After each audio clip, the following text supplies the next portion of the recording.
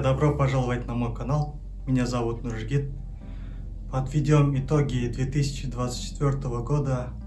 Этот год я начал на автовозе. Первый раз посетил Российскую Федерацию. Проехали мы около 12 тысяч километров. Это только в одну сторону.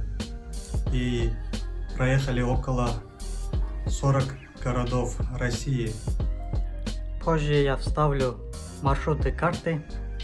Мы проезжали по маршруту от Бишкека до Москвы и также от Харгоса до Москвы. И проезжали по Южному и Западному Казахстану, затем в Республику Дагестан. Как вы видите, здесь расположено мое рабочее место. Здесь я монтирую ваши видео. Приятного вам просмотра.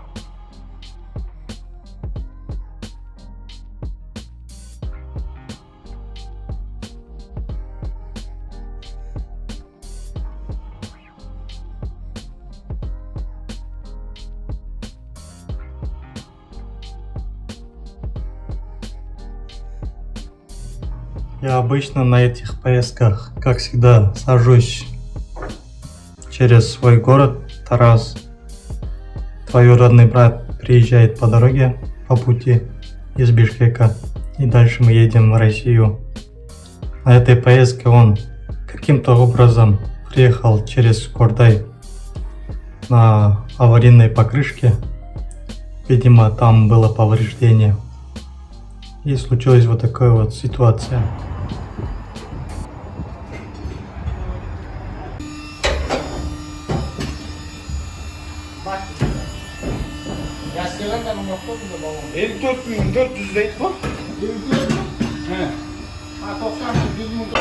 Вчера примерно разорвала внутреннюю покрышку.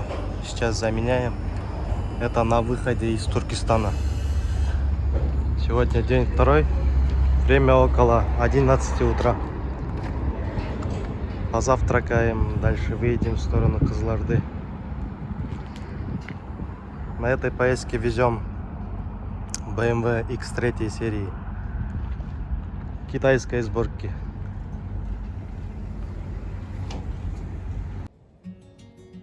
Как я до этого говорил, мы начали зимой 2024 года. Проехали примерно 5 рейсов зимой и осенью на автовозе. Везли мы новые китайские авто из Харгоса и из Бишкека.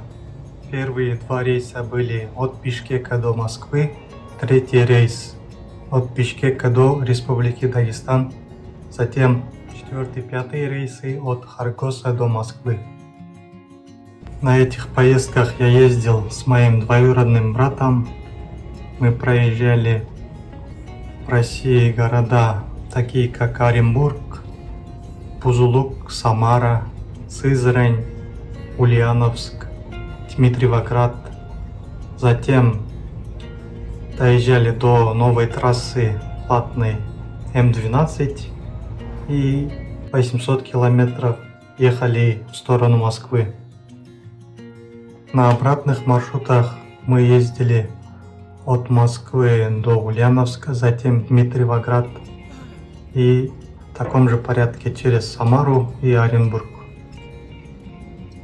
Осенью этого года мы проездили по новому маршруту после Оренбурга через Республику Дагестан, проехали через Шарлык, Абдулино, Бавлы, Букульма, Альметьевск, затем Казань и платная трасса М12.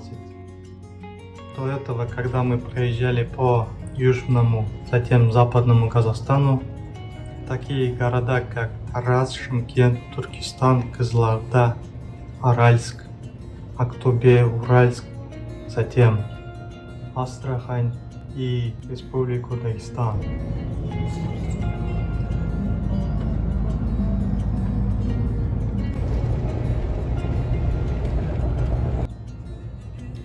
Давайте поговорим о плюсах профессии дальнобойщика. Первое – это хорошая зарплата. Многие дальнобойщики получают достойное вознаграждение за свою работу.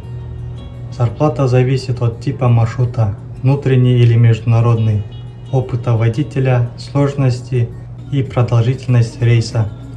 Зарплата может значительно вырасти, если работать на международных перевозках. Второе – это свобода и независимость. Дальнобойщики часто работают самостоятельно, без постоянного контроля. Это дает чувство свободы и независимости. Многие ценят возможность работать в одиночку и быть хозяином своей ситуации. Третий – простор для путешествий. Работа дальнобойщиком позволяет увидеть разные города и страны, а также наслаждаться природными пейзажами во время поездок. Перевозка товаров всегда востребована. Без грузоперевозок не существует нормальной торговли, что делает профессию относительно стабильной. Профессия также позволяет от необходимости сидеть в офисе, сталкиваться с бюрократией и выполнять однообразную работу.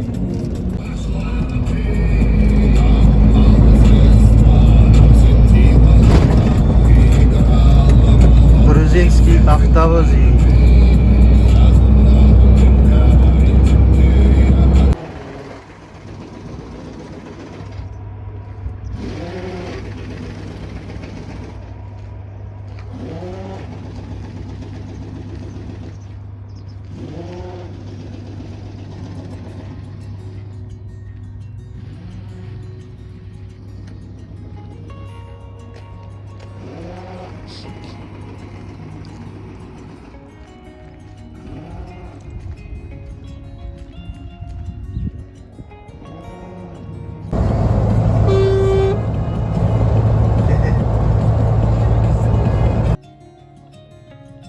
Давайте теперь обсудим о минусах профессии дальнобойщика.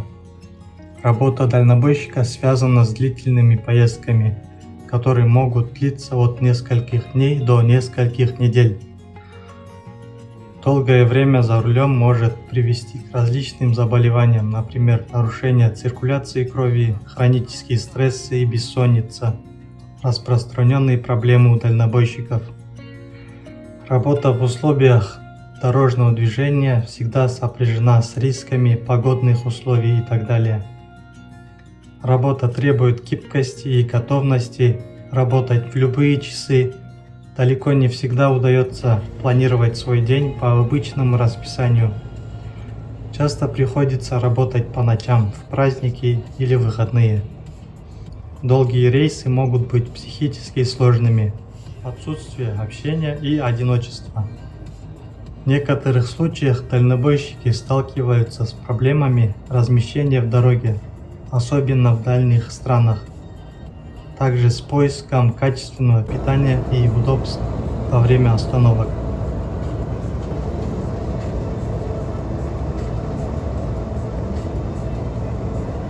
Старый асфальт. До хромта убитые дороги. Для работы дальнобойщиком нужно получить права категории Е, которые дают право на управление большими грузовиками с прицепами. Важно уметь не только управлять грузовиком, но и разбираться в технике, уметь устранять мелкие поломки. Несмотря на сидячую работу, дальнобойщики должны быть физически выносливыми, поскольку поездки могут требовать разного рода решения задач и стрессовых ситуаций.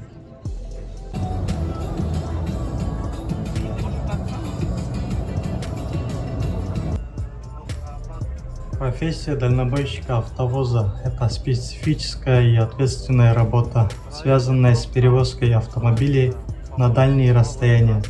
Такие водители занимаются транспортировкой автомобилей между городами, странами или даже континентами, используя специализированные транспортные средства. Вот несколько ключевых аспектов профессии дальнобойщика автовоза. Автовозы бывают разных типов. Прицепные автовозы – это тягач с прицепом, предназначенный для транспортировки автомобилей. Следующие у нас самоходные автовозы.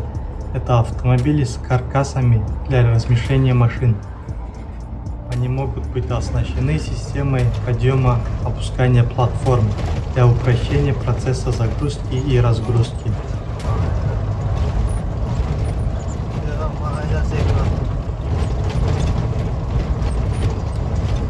С правой стороны намечается что-то грандиозное со стороны Хромкау. В октябре, по-моему, это будет новая трасса в будущем.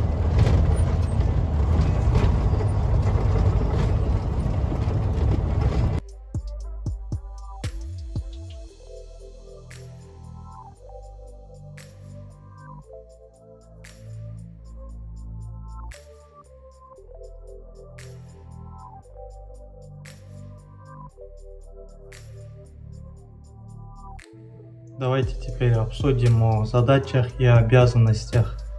Основная задача дальнобойщика автовоза – безопасно доставить автомобили с одного места на другое.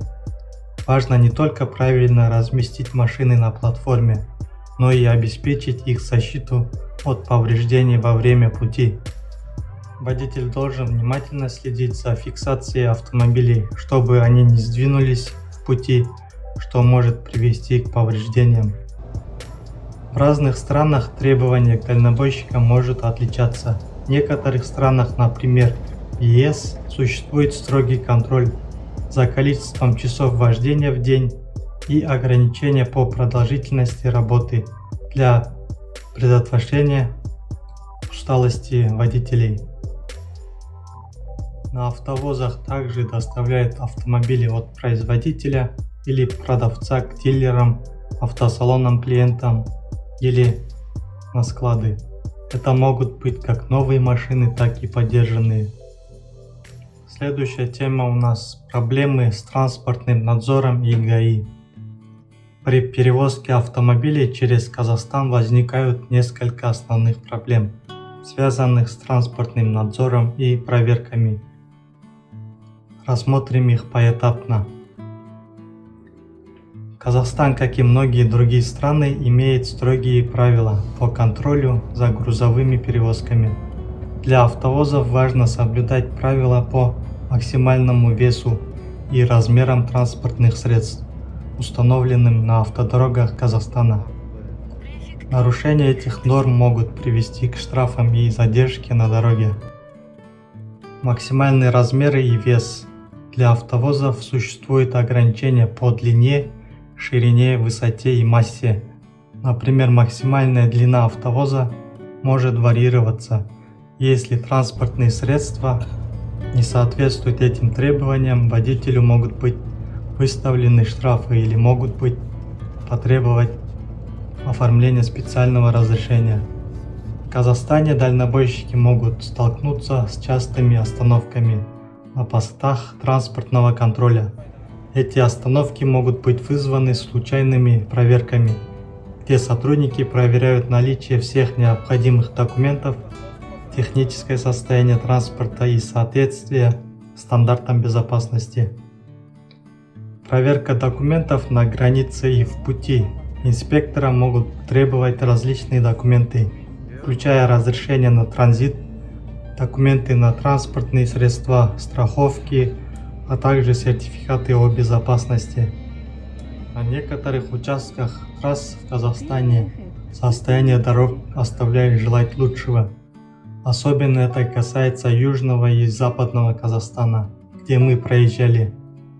Также могут возникать проблемы с ремонтом и обслуживанием дорог. В таких случаях автовозы могут сталкиваться с длительными задержками и повреждениями колес или подвески. Следующим у нас проблемы с ГАИ и транспортниками в России. После пересечения казахстанско-российской границы автовозы сталкиваются с российскими таможенными процедурами. Все автомобили, перевозимые через Казахстан в Россию, должны пройти сертификации, включая проверку на соответствие экологическим стандартам и техническим требованиям. Автомобили, ввезенные в Россию, подлежат таможенному оформлению. Для автомобилей, произведенных в странах вне таможенного союза, необходимо пройти дополнительные процедуры сертификации и уплаты пошлин. В России также существуют строгие ограничения на габариты и вес грузовых автомобилей. Контроль за соблюдением этих норм проводится не только на пограничных постах, но и на дорогах внутри страны. В случае, если автовоз не соответствует этим требованиям, он может быть задержан на дороге, а водитель оштрафован.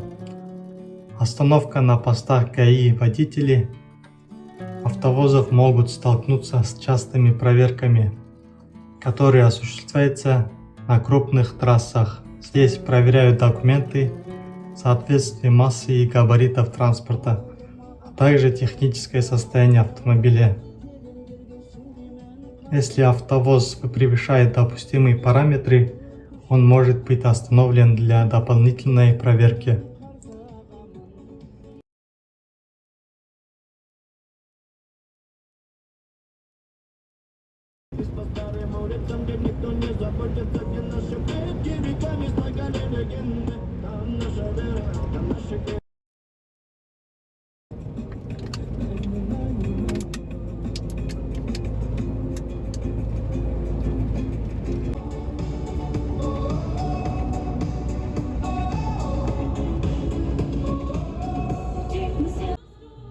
В России также предъявляются строгие требования к экологическим стандартам автомобилей для иностранных авто, в том числе китайских. Могут потребоваться дополнительные проверки на соответствие экологическим стандартам. В зимнее время года дороги России, особенно в Сибири, могут быть закрыты для крупногабаритных машин из-за сильных морозов и снежных бурь. На каждом этапе перевозки от Китая до России через Казахстан дальнобойщики должны взаимодействовать с множеством различных государственных структур, таких как таможенные службы, которые проверяют все документы на автомобиле, автотранспортный надзор, который следит за соблюдением правил и норм грузоперевозок. Я думаю, для решения многих из этих проблем возможны следующие меры. Внедрение систем электронного контроля, таких как на границе с Кыргызом и Казахстаном, электронные отслеживания груза, использование GPS и систем мониторинга могут помочь ускорить процесс проверок на дорогах и повысить безопасность.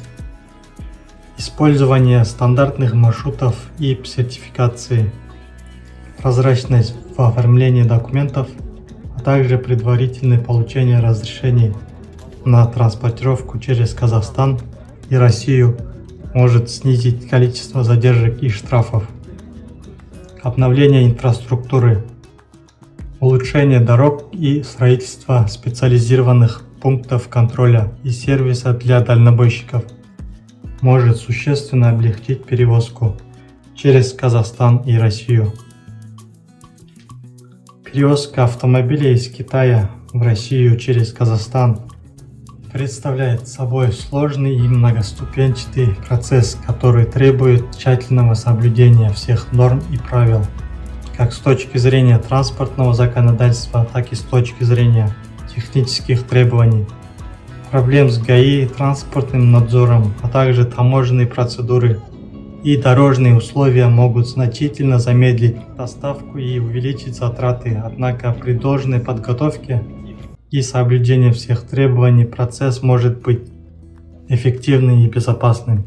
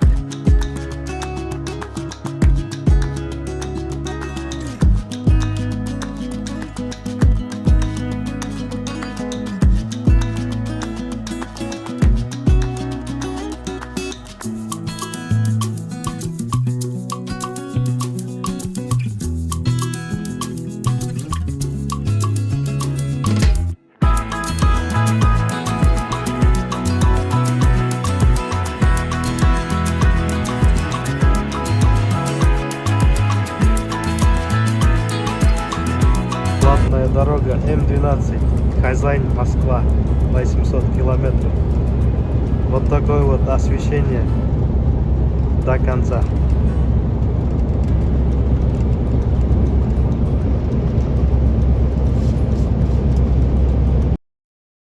Давайте теперь поговорим о качестве и состоянии дорог Кыргызстана, Казахстана и России.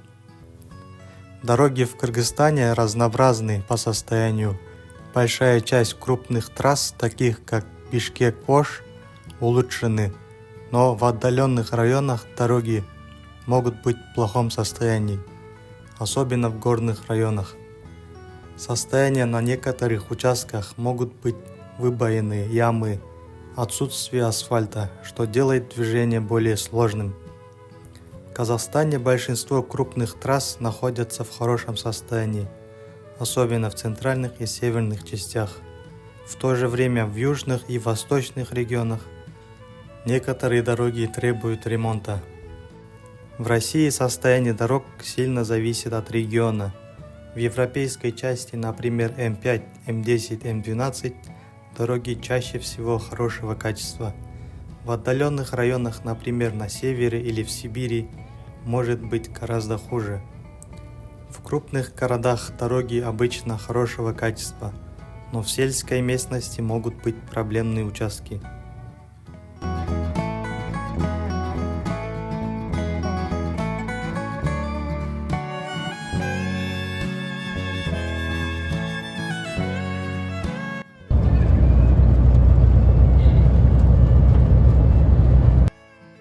Следующее у нас количество полос движения. В Кыргызстане на крупных трассах, таких как Бишкек-Ош, чаще всего 2 полосы в каждую сторону. На менее важных дорогах количество полос могут быть ограничены.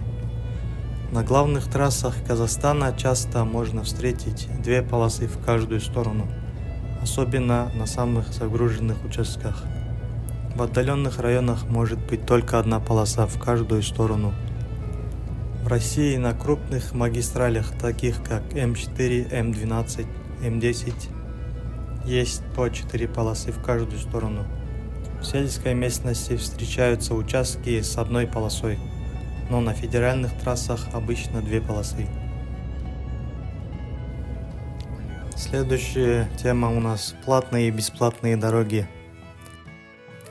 В Кыргызстане платных дорог пока не так много, однако некоторые участки вокруг Бишкека и на подъездах к туристическим зонам могут требовать оплаты.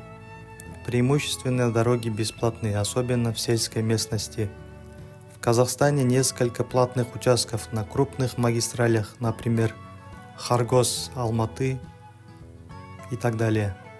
И на некоторых других отрезках дорог. Плата взимается за улучшенные участки дорог. Внутренние трассы и многие региональные дороги бесплатны для проезда.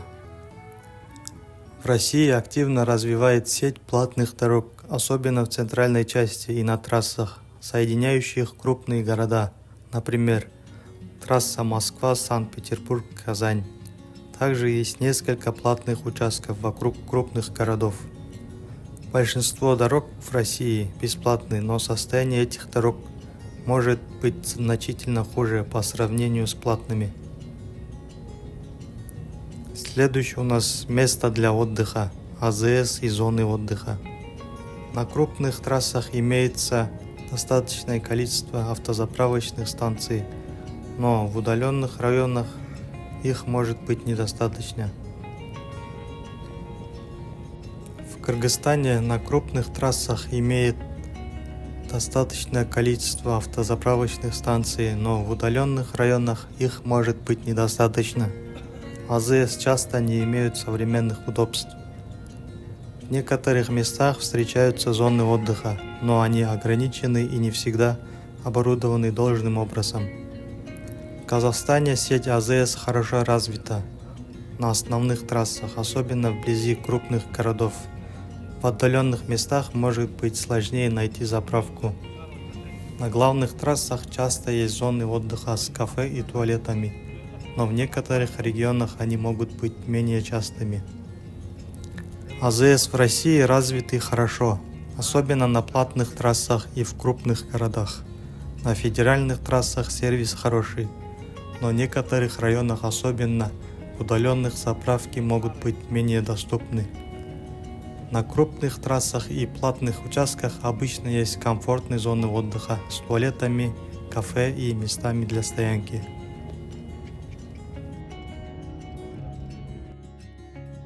Следующая тема – это безопасность для водителей. В Кыргызстане безопасность на дорогах низкая, особенно в горных районах и на старых трассах. Часто встречаются аварийные ситуации из-за состояния дорог, частых обгонов и неразмеченных участков. В Казахстане ситуация с безопасностью значительно улучшена, особенно на основных трассах. Однако в отдаленных регионах, где встречаются сельские дороги, безопасность может быть низкой. В России на основных дорогах безопасность на хорошем уровне, благодаря строгим правилам дорожного движения. Однако не менее загруженных трассах безопасность может быть ниже из-за состояния дорог и большое количество аварий. Следующая тема – это освещение. В Кыргызстане освещение на платных дорогах и крупных магистралях достаточно хорошее, но на менее значительных дорогах освещенность может быть недостаточной, особенно в ночное время. В Казахстане на крупных трассах и вблизи городов освещение хорошее, но на второстепенных дорогах оно может отсутствовать или быть слабым. В России на крупных трассах, особенно вблизи населенных пунктов, освещение на высоком уровне. В отдаленных районах может быть недостаточное освещение или отсутствие фонарей.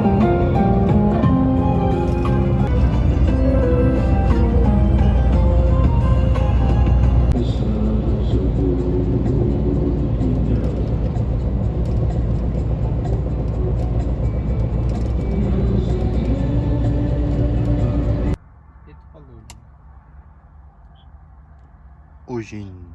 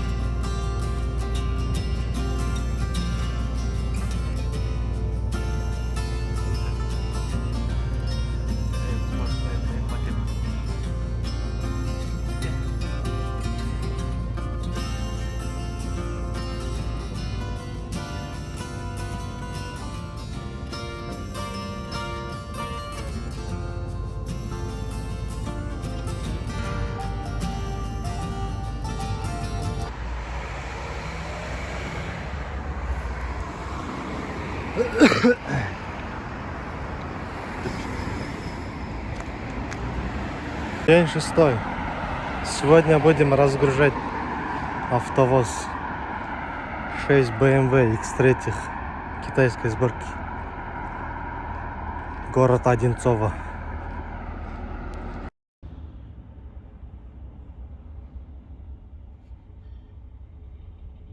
В общем, выгрузили все авто. Город Одинцово. Вон там у нас стоит Porsche. Выгрузили вот такие вот машины. Китайские BMW. X3 серии. В коричневом салоне.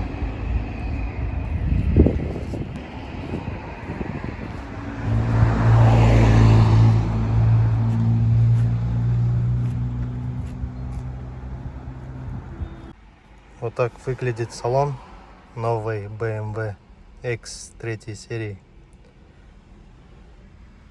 Пробег 63 километра.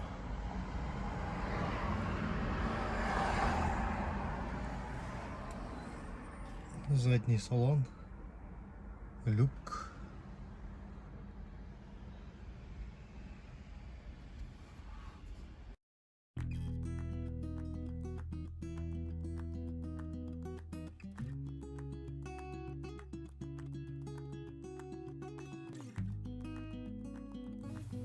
Давайте теперь поговорим, что нужно брать с собой дальнобойщику в целом на дорогу. Первое — это документы и деньги. Обязательно нужно с собой брать паспорт, водительское удостоверение. Без них невозможно подтвердить личность и право управления грузовиком. Второе — это документы на груз, например, накладные, СМР, счет фактуры.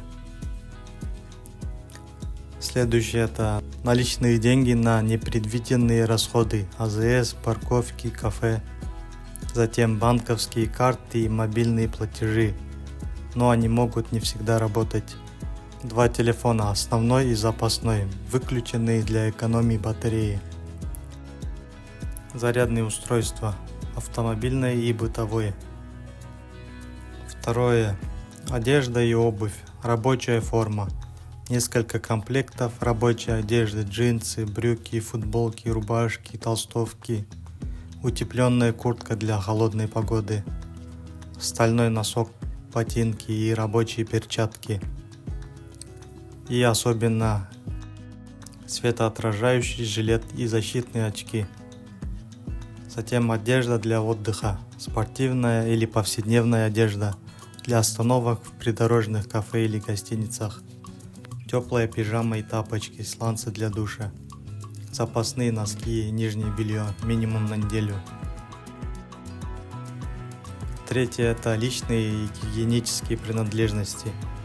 Дорожная сумка, кейс для душа, полотенце, мочалка, тапочки для душа, зубная щетка, паста, мыло, дезодорант, туалетная бумага. И бритвенные принадлежности: крем, пена, станок, шампунь, расческа.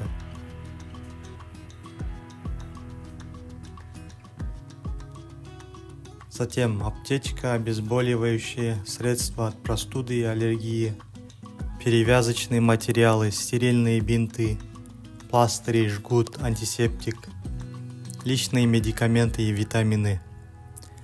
Четвертое — это еда и кухня на колесах.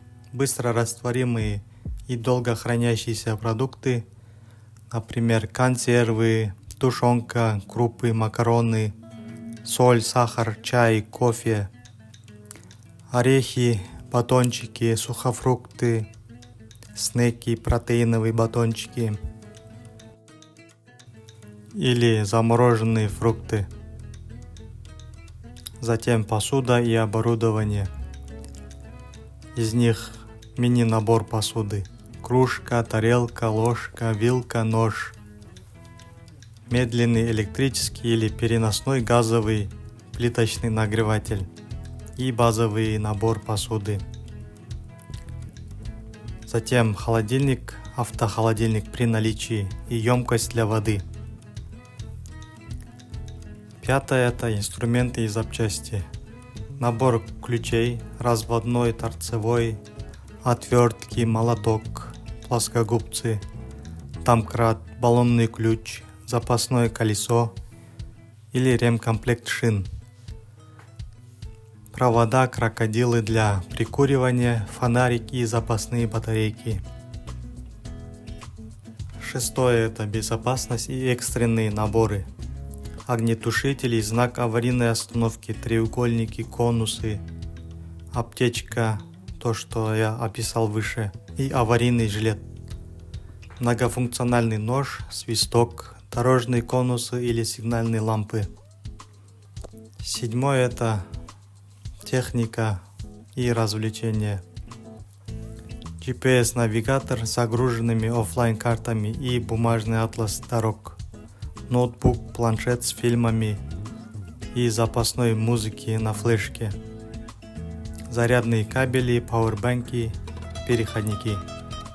Соблюдая этот пошаговый подход и проверяя наличие каждого пункта перед выездом, мы обеспечиваем себе безопасный и комфортный рейс, без лишних стрессов и задержек.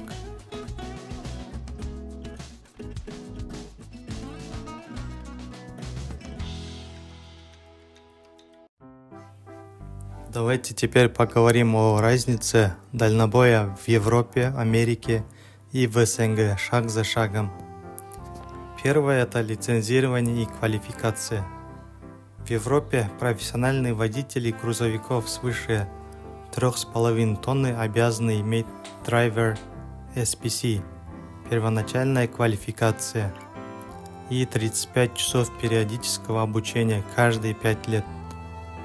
В США для работы на междугородних рейсах требуется CDL класса ABC, который получают после теории и практики. Периодического переподтверждения нет. Разрешены взаимопризнание лицензий только из Канады и Мексики, временные льготы до 90 дней. СНГ. В России и Казахстане водителям грузовиков 3,5 тонны необходимо получить категорию С или СЕ. Обучение в аккредитованной автошколе 1,5-2 месяца. Медкомиссия, сдача экзаменов в ГАИ. Дополнительно требуется карта водителя для цифрового тахографа. Второе – это часы вождения и отдых. В Европе ежедневное вождение до 9 часов, 2 раза в неделю можно продлить до 10 часов, еженедельное до 56 часов, кумулятивно за 2 недели 90 часов, перерыв 45 минут после 4,5 часов, ежедневный отдых 11 часов. США. 11 часов вождения после 10 часов отдыха. 14-часовое окно on duty, 60-70 часов on duty за 7-8 дней. Затем 34 часов. Перерыв не регламентирован, но включен в on duty расчеты. В СНГ нет единого регламента. В России и в Казахстане примерно до 9 часов в день. В неделю 56 часов, еженедельный отдых 45 часов. Контроль формальный, нарушения часто не фиксируются. Третье – это габариты и масса. Европа, ширина 2,5 метров, высота 4 метра, длина автопоезда до 18 метров, масса до 40 тонн с национальными отклонениями. США федеральные лимиты на федеральных межштатных дорогах около 36 200 килограммов. Нагрузка на ось – одна ось. 20 000 ЛБ и 34 000 ЛБ две оси.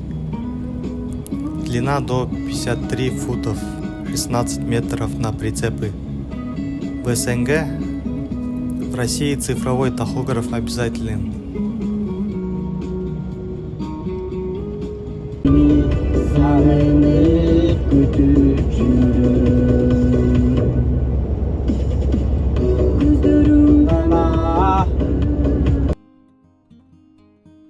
Четвертый уровень дохода. В Европе пример Германия. Средний брутто 2800 евро в месяц. Нетто около 2300 в месяц в евро. Стартовая почасовая ставка 18-27 евро. Минимальные зарплаты по странам. Люксембург 3200 евро, Германия 2600 евро, Польша 1500 евро, Румыния 1400 евро, Болгария 1200 евро.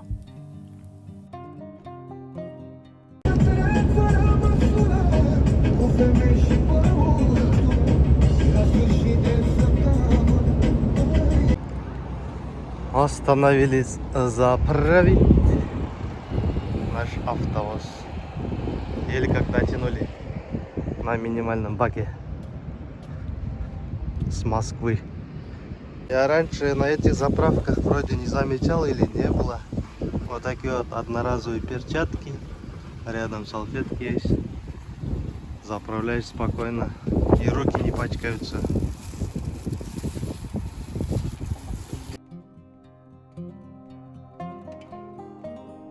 В США средний доход дальнобойщика 92 тысячи долларов в год. По статистике Индит, апрель 2025 года. Средняя ставка за милю 27 долларов в час. По ZipRecruiter. В СНГ России, по данным город работа, средняя зарплата около 216 тысяч рублей в месяц. Более консервативные оценки от 70 тысяч до 150 тысяч рублей в месяц для опытных водителей. Четвертое. Технологии и экологические тренды.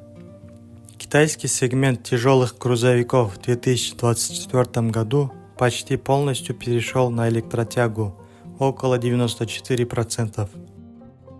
С марта 2024 года в Европе введены километровые временные виньетки, ставка которых зависит от СО2 классов автомобиля. В Швеции действует система платных дорог с годовыми сборами, выгодными для владельцев энергоэффективных Евро-6 грузовиков. Пятое. Демография и социальные тренды.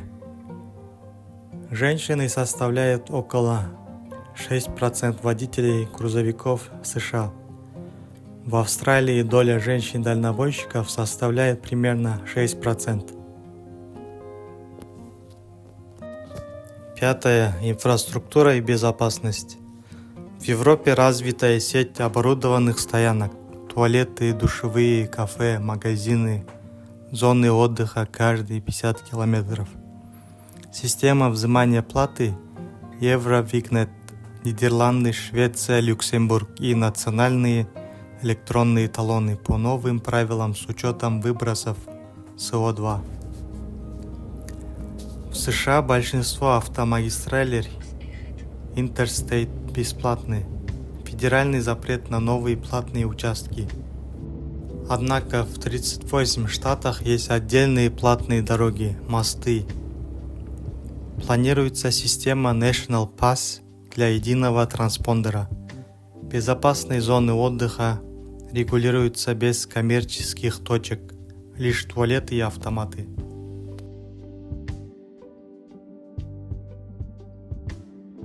Залили в Татарстане 151 литр. Сейчас посмотрим, докуда доедем.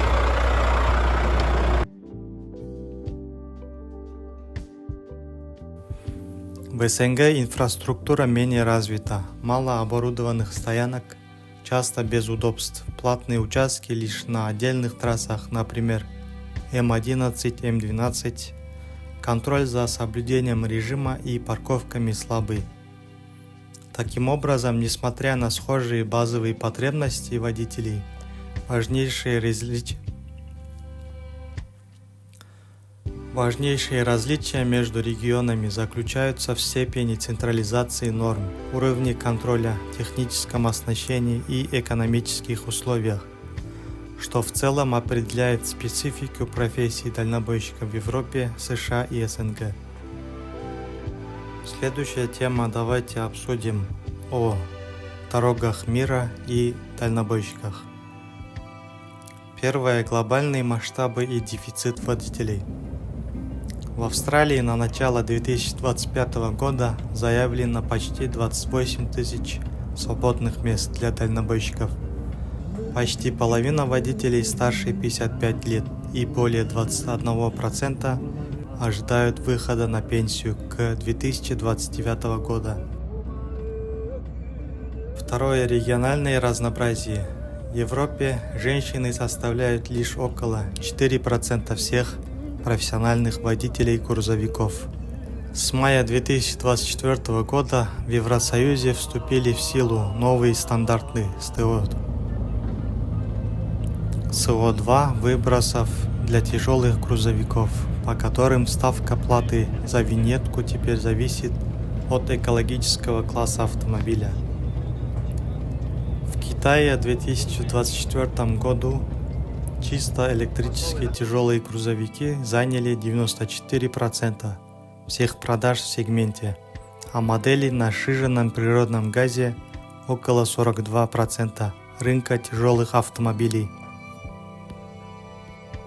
В Индии объем рынка автоперевозок оценивался в 2024 году в $170 миллиардов. В Пакистане и Индии распространена яркая художественная роспись грузовиков, превращающая их кабины в настоящие передвижные выставки.